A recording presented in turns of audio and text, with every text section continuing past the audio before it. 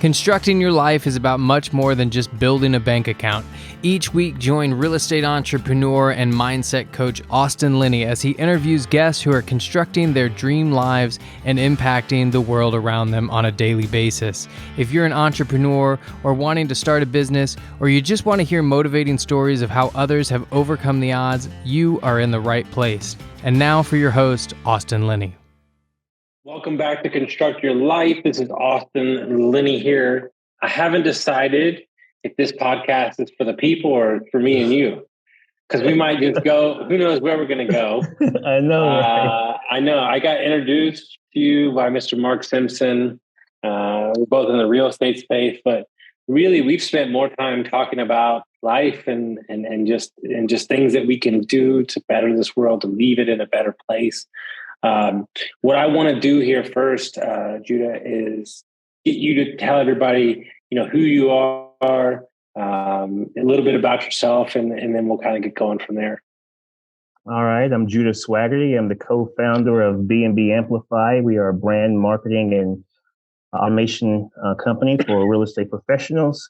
And so we started our business back in 2019. We grew this business organically. And now we are actually in the process of launching our first book, multi-author book project called Reputation Driven. We are very, very excited about it. And so this is where we're at now, and so we want to really be able to impact the world through stories. I think there's a lot of healing work that has to happen.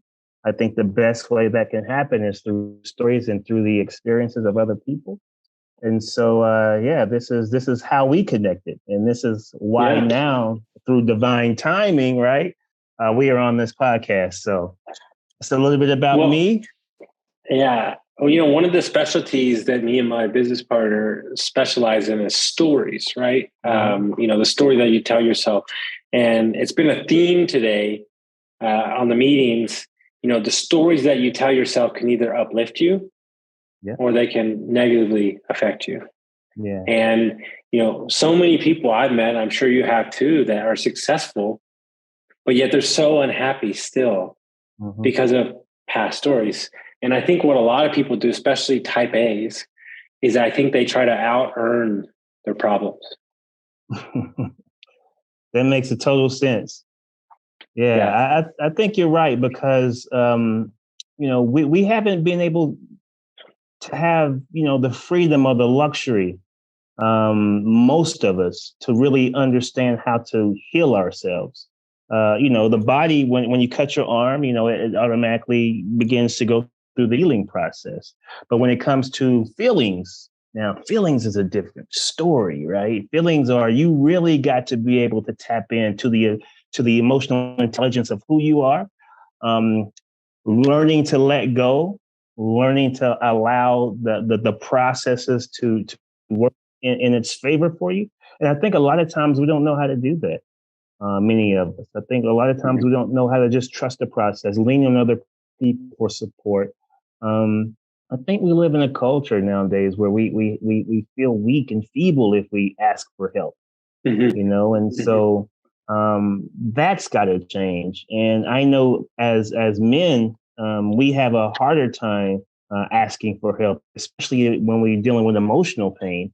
We have a harder time asking for help, but I think it's changing. I think we understand that not only does it take a village to raise a child, but it takes a village to help the healing process. And again, that's why you have this podcast and what you do, because you're a part of that village.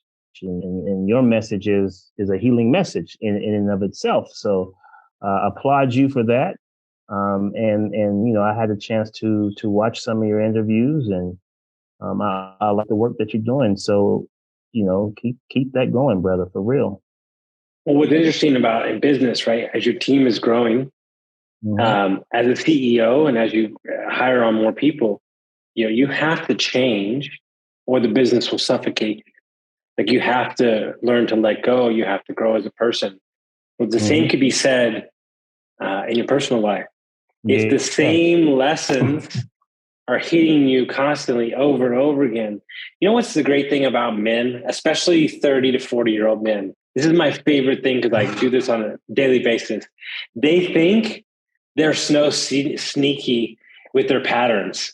And I'm like, Oh, you're yeah. so obvious. Like, it's so obvious what you're doing right now. Yeah. But they're so in their own crap that they don't understand that it's the same. If you look at that thing that's happening to you over and over again, I would venture to guess that there's something you're not dealing with. Yeah.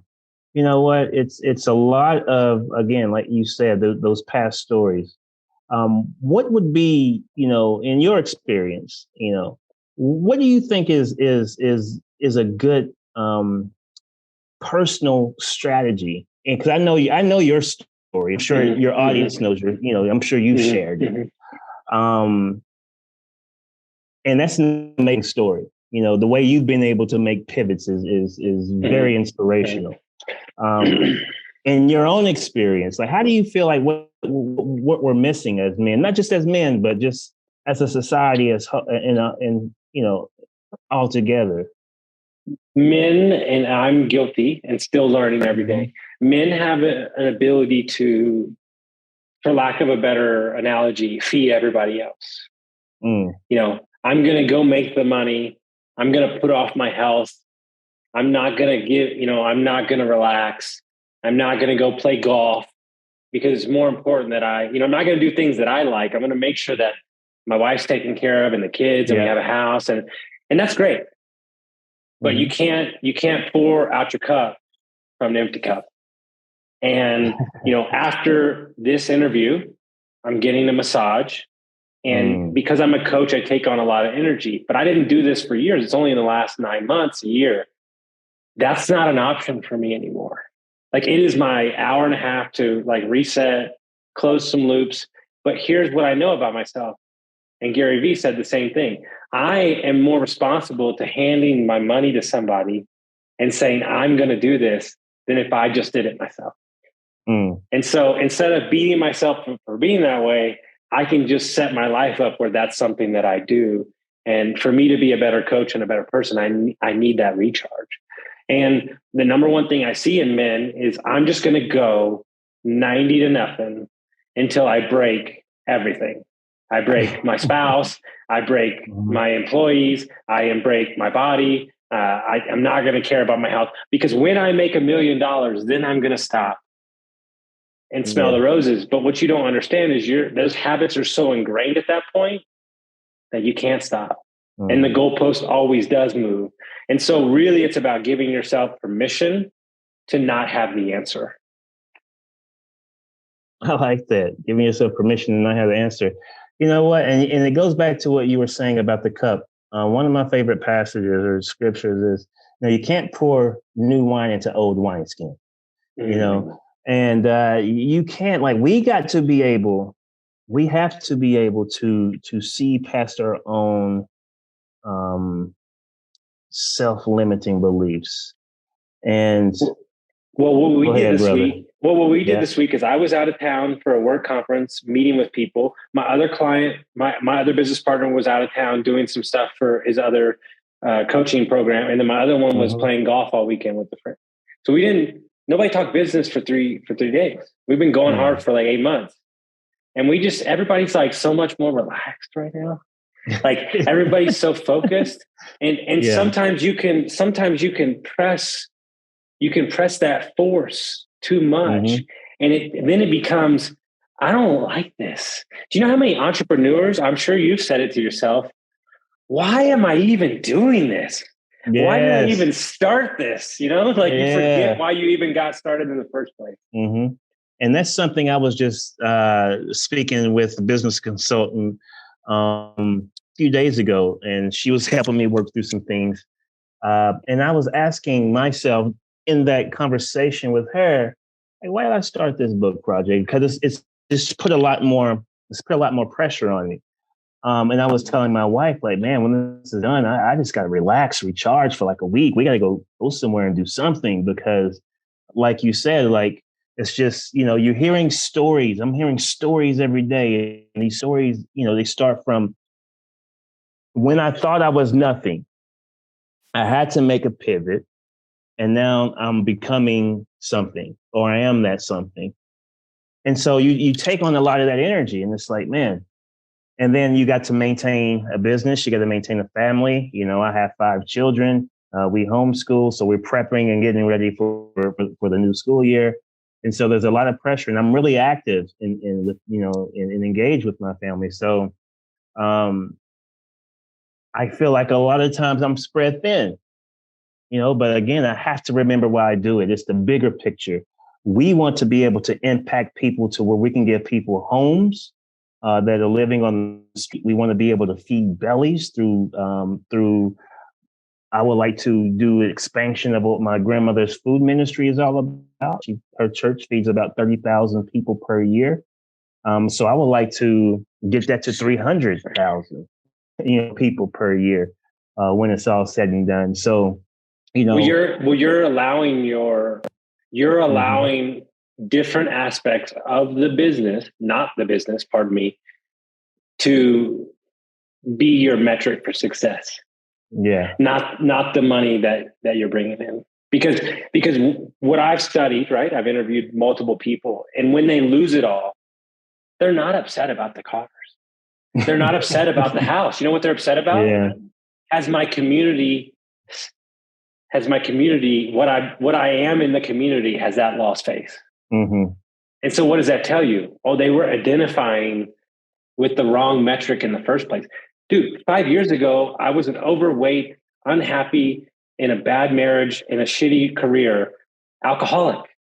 And so everything that I'm doing right now, I would have gave my right arm to be doing, and yet I'm in the middle of it, not eternally grateful.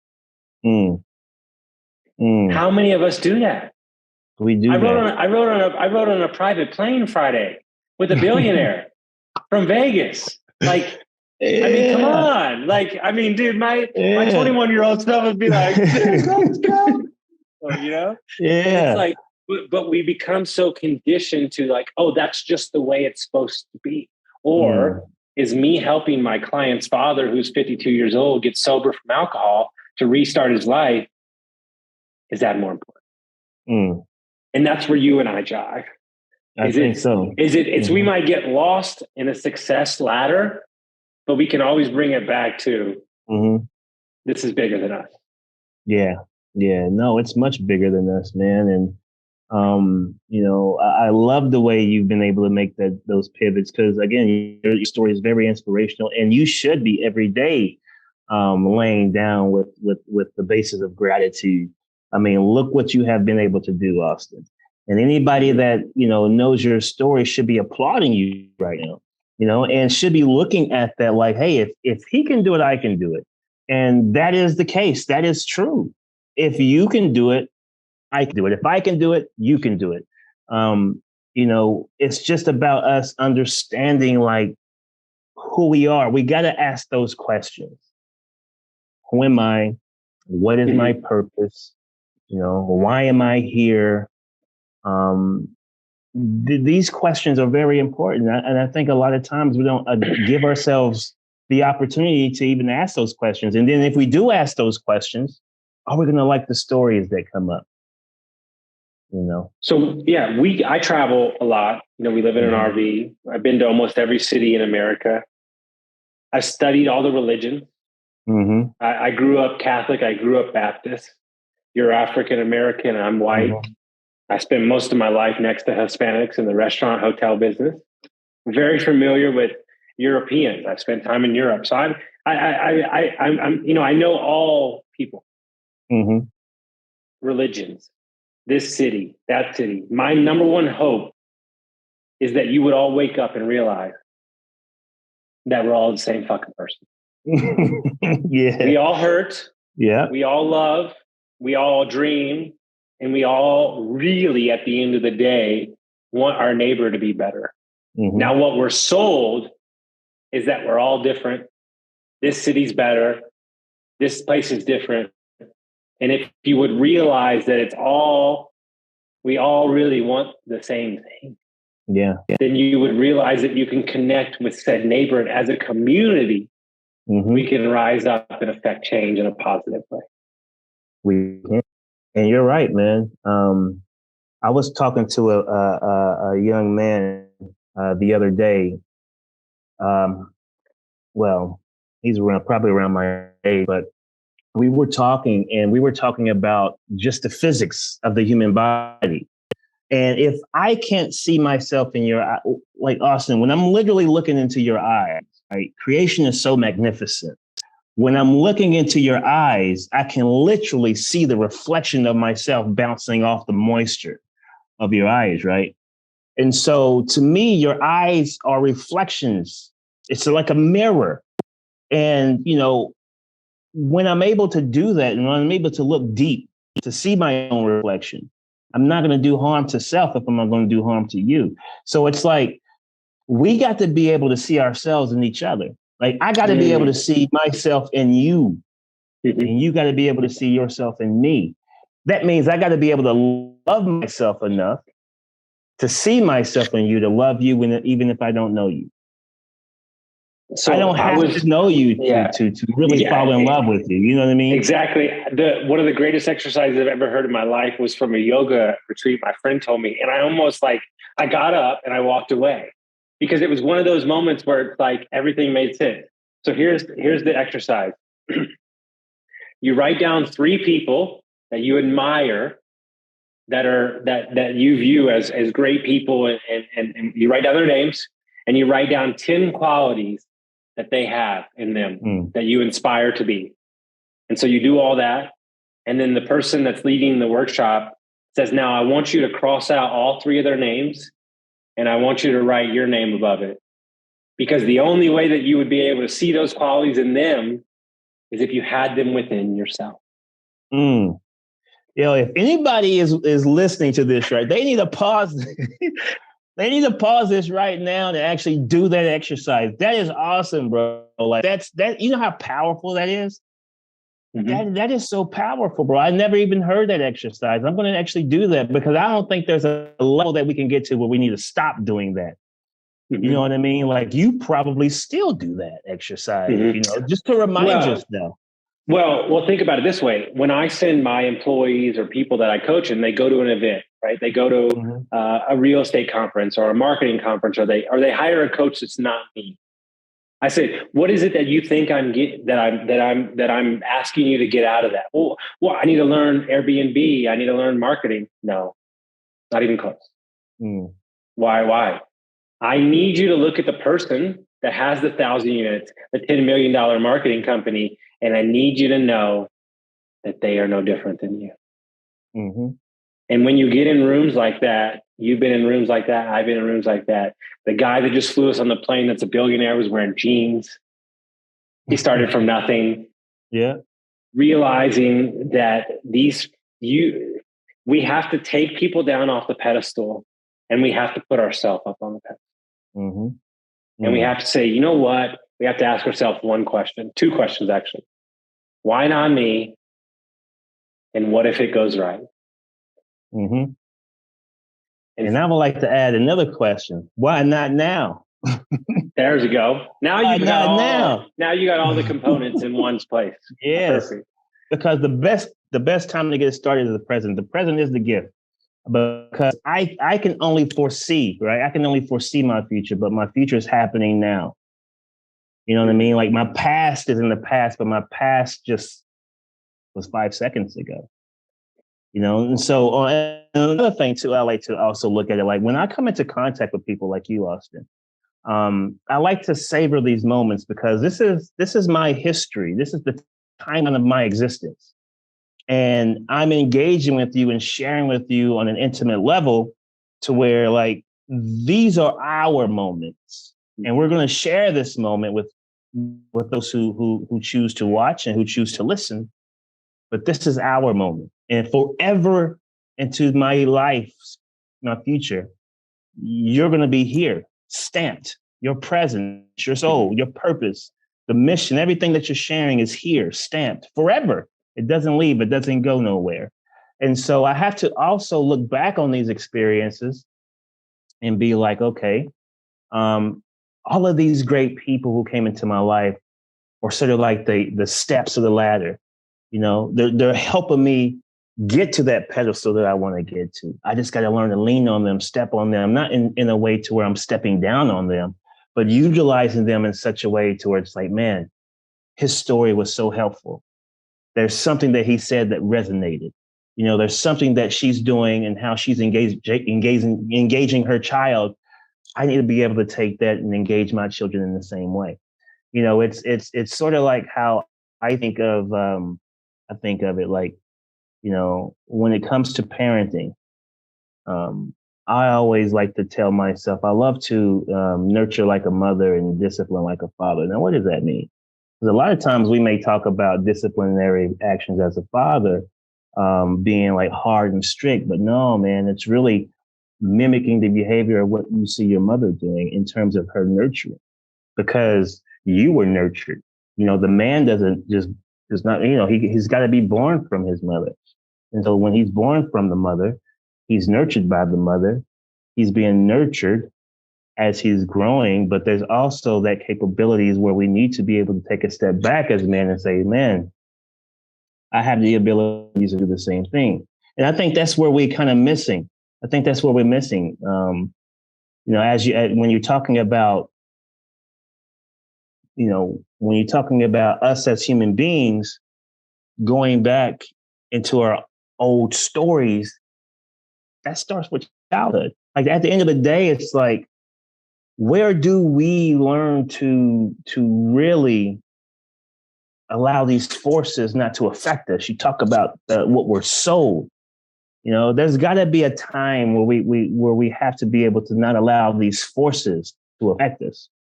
And you know, I think the people are healing. I think the people are really want this healing work. And I love what you're doing, man. I mean, you know, it's awesome, bro. You have an opportunity to make a decision to say, you know, where I think it's the same thing I tell every alcoholic. Look, I got one shitty thing for you and I got one great thing for you.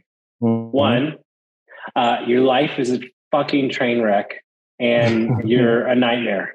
Okay. And this is not okay. You're making a mess of your family members, your spouses, your husband. That's not great. But because you were the one that got you here, you're the only one that has the key to get yourself. There's so much power in that. Because we spend our whole life saying, no, it's because of this, it's because of that, it's because of this outside force. You're the one that has the key. Yes. And so the moment that you unlock the door and you say, you know what? Here's what people want me to do all the time. Because I do help people, even if they're not directly coaching. I really want help. I'll do anything. And in their voice, I say, you're not ready. You're not sick of your own BS enough. I need disgust coming out of your mouth. Yeah. I want you to be so disgusted because I know that's a person that's ready to take some action and he's ready to really change. Because the one thing we talk about all the time is that alcohol, and I'm using that as an example, is so readily available in society that it's become just whatever. And so to remove yourself from that situation, and 9 times out of 10, it's not the alcohol I have to remove you from. It's the extremely toxic environment that you're in. That's what I have to remove you from. And know that the pain of getting sober is not the problem. It's the pain of changing and then the people around you being upset with you that you're changing because you're a straight reflection and mirror onto who they are and their problem.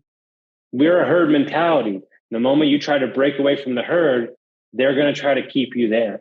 And so you have to be strong enough mentally to say, you know what, this is my journey. I'm going to do my thing. People don't know. People do know because I've talked about it. But when I got sober, I used to get 5 or 6 DMs a week. Who the fuck do you think you are? You're a piece of shit. You'll never amount to anything. You're starting a podcast. That's the dumbest thing I've ever heard. And you know what? Fast forward 4 years later, those are the same people that are calling me, asking me for advice. Mm. And you know what? The kind of person you are, you're giving them the advice. Yep. Because, you became the steward. You became the shepherd. You, like you said, you left the herd and became the shepherd. And I like that, man. And I think that we all can learn from each other and learn to grow and feel like my experience is, I had a very strong-willed mother growing up, and I've seen a lot, but there was a lot of things that she taught me, and she taught me obviously, morals and ethics, but there's a lot of things that the environment taught me, and the environment taught me that, hey, I'm not going to amount to nothing because of the way I look, the color of my skin tone. I had to fit inside certain stereotypes, and I tried to fit myself into these stereotypes, Austin, but it wasn't who I was. You know what I'm saying? It wasn't who I was, and I had to step away. And so after high school, man, I'm from East Tennessee, and my spirit was just telling me to go. So I ended up going to school all the way in Manchester, New Hampshire. It's where I met my wife.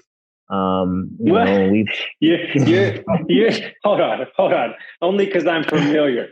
You went from Eastern Tennessee to New Hampshire. Mm-hmm. Man, yes. When you stepped out of that car, that had to be like, where the hell am I?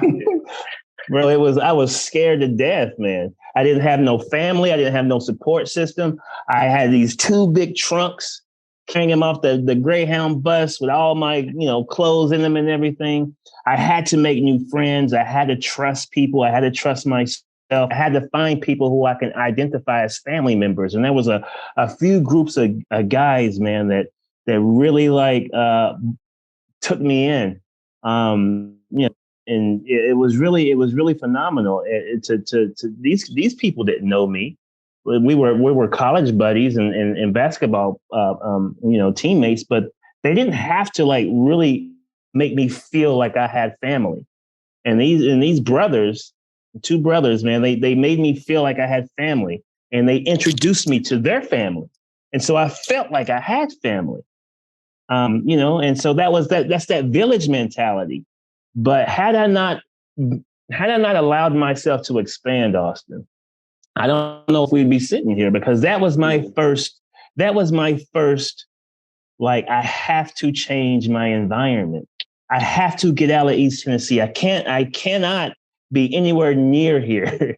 I got to find myself, and it was scary. But that's when you're talking about removing yourself from the environment. Like, I had to make a conscious decision to say, if I stay anywhere in a 30-mile radius, not even 30-mile radius, 100-mile radius, call my cousins or call a good friend, hey, come pick me up, and now I'm back in this cycle, I'm back in this cycle of trying to be something I want to be, but thinking I have to identify with stereotypes, and be the person that I was never taught to be.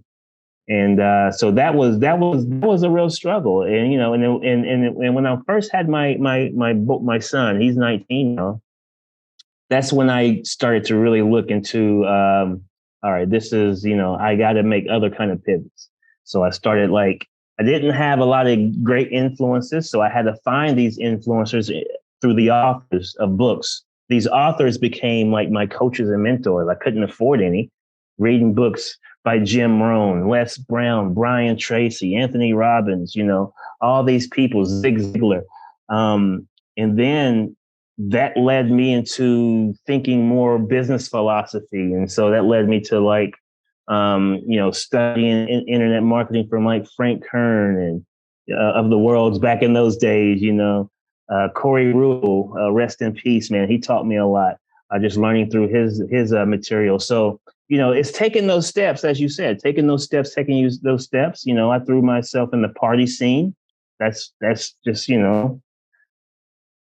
man, it's been a wild and crazy journey. But when I started to really honor who I was as a person and really start to live by those principles that my mother and my grandmother was teaching me, I think that's when I really began to really start to heal. And not only that, I had a lot of grudges with people in my life who were in my life, who I thought they should have been in my life, which they should have been.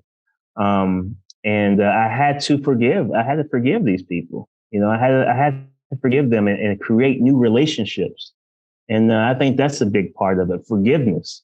And for not just forgiving yourself, but forgiving the people in your life and not putting expectations on people, because that will weigh you down.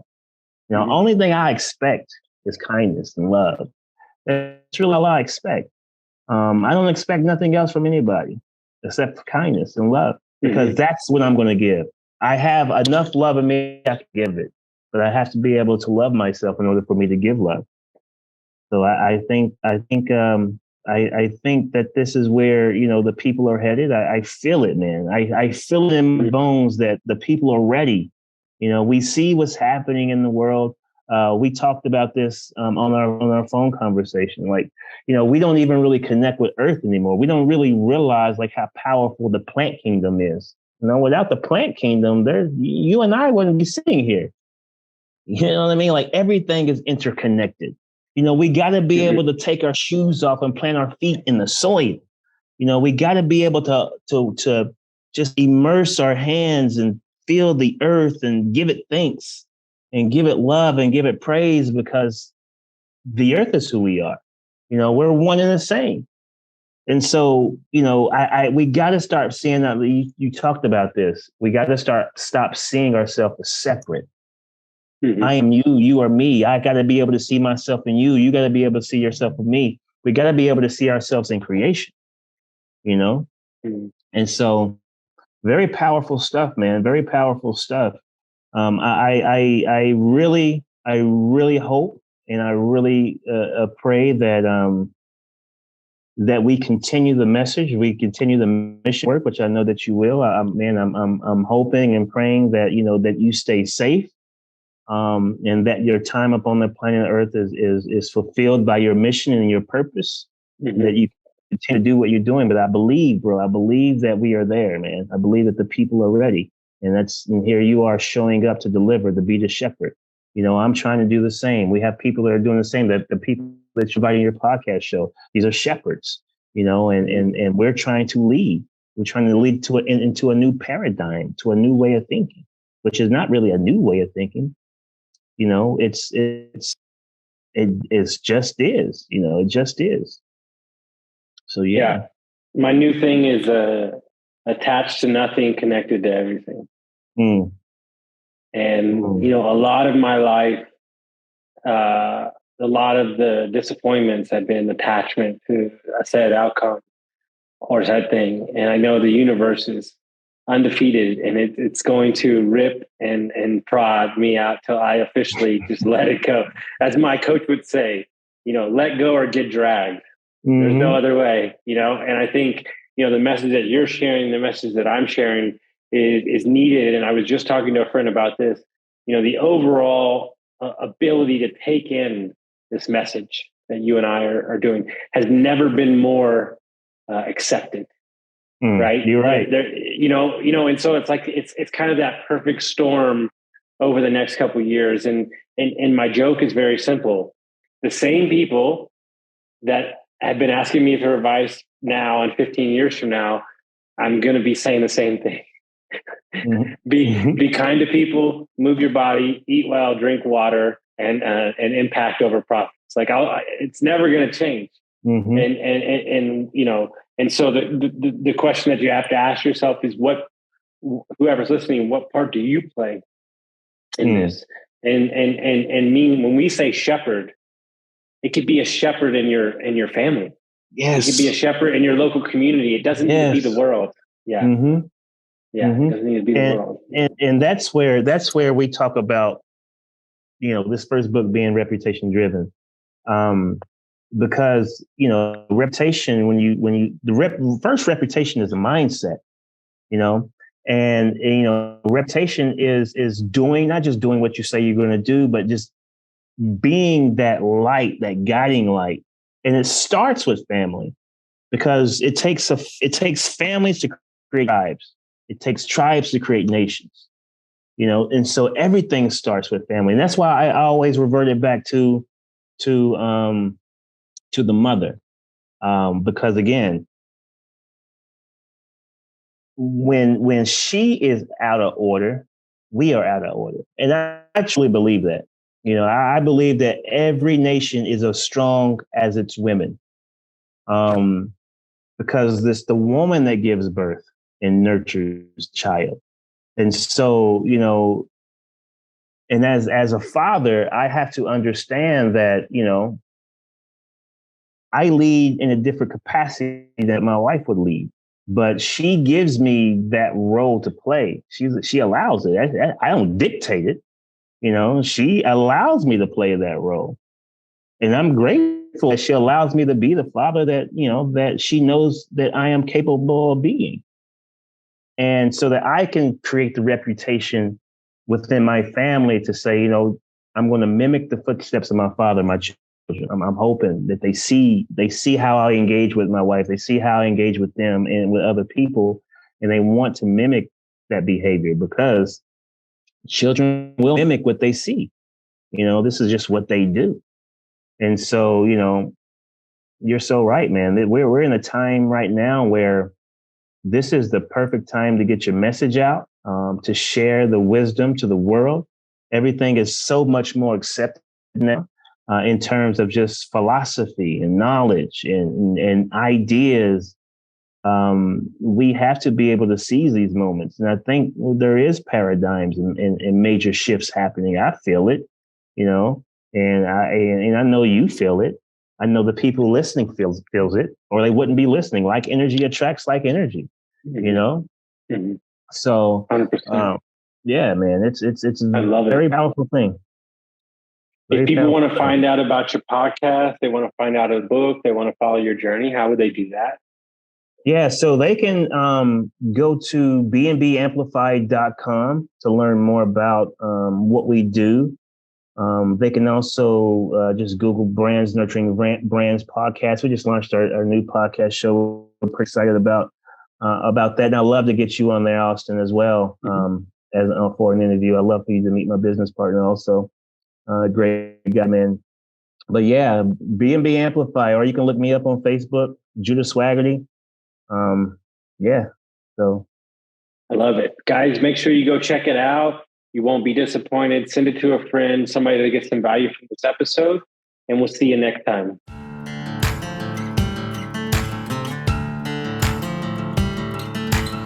Thank you for listening to Construct Your Life with Austin Linney. If you enjoyed this episode, be sure to rate, review, subscribe, and pay it forward by sharing with a friend. Most importantly, take this opportunity to start constructing your life by taking immediate action on what you learned. For show notes, resources, and more information on one-on-one coaching with Austin, visit constructyourlifepodcast.com.